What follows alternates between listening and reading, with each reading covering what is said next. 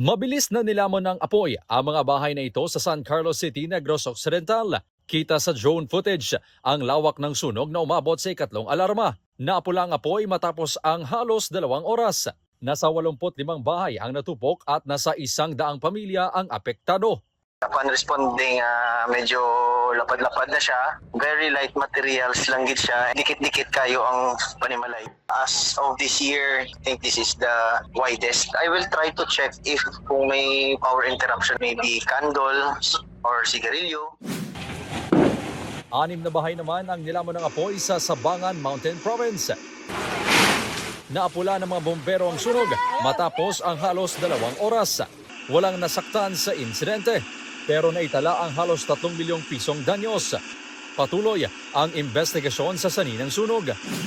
Isang kotse naman ang nasunog sa tabi ng highway sa Owas, Albay.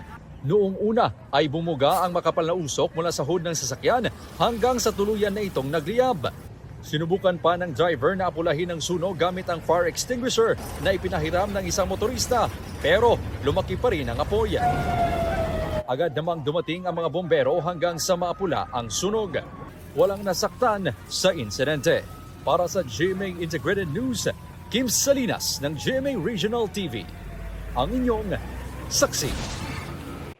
Mga kapuso, sama-sama tayong maging saksi. Mag-subscribe sa GMA Integrated News sa YouTube at para sa mga kapuso abroad, samahan niyo kami sa GMA Pinoy TV at sa www.gmanews.tv.